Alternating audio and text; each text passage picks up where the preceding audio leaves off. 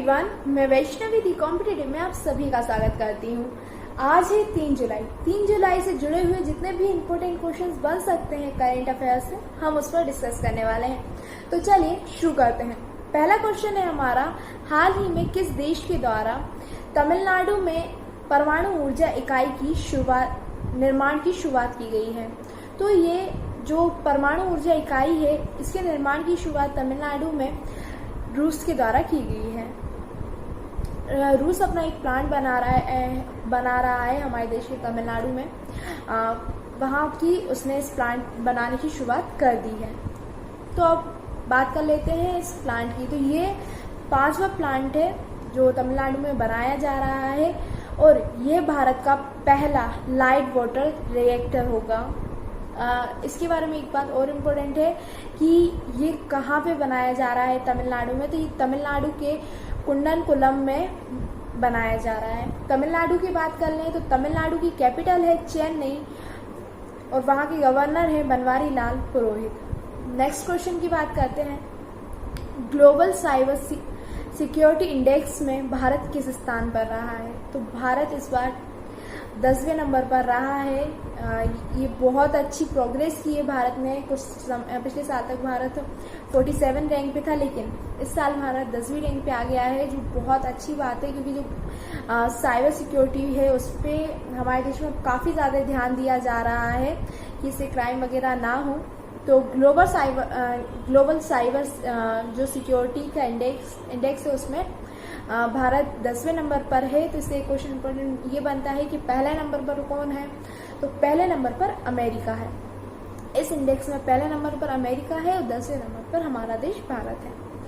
Next question की बात करते हैं हम। किस राज्य की सरकार ने सरकारी नौकरियों की भर्ती की प्रक्रिया में से साक्षात्कार यानी कि इंटरव्यू की प्रक्रिया को हटा दिया है?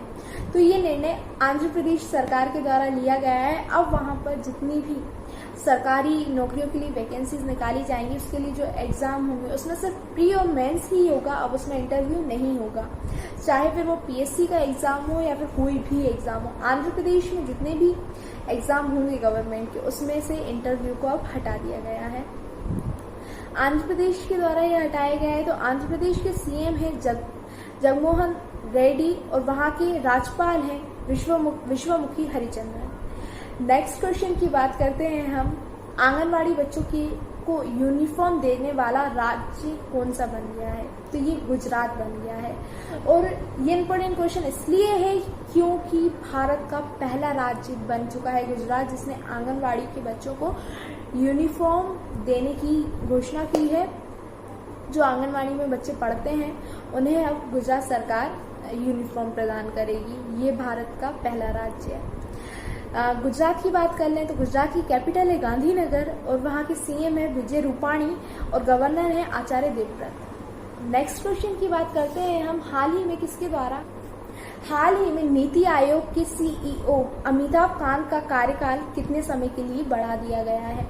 तो अमिताभ कांत का कार्यकाल 1 साल के लिए और बढ़ा दिया गया है। वो 30 जून को उनका कार्यकाल खत्म हो रहा था, लेकिन अब 1 साल के लिए उनका कार्यकाल और बढ़ा दिया है और ये नीति आयोग के सीईओ थे।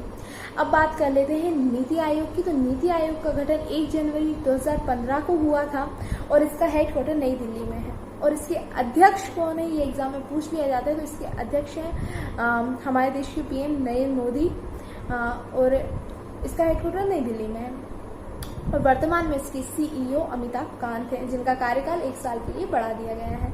आज के लिए इतने क्वेश्चंस काफ़ी हैं। हम कल फिर मिलेंगे नए क्वेश्चंस के साथ, नए करंट अफेयर्स के साथ। तब तक के लिए चैनल को सब्सक्राइब कर दीजिए, बेल आइकन पर क्लिक कर दीजिए और लाइक शेयर कमेंट करना नहीं भूलना है वीडियो को।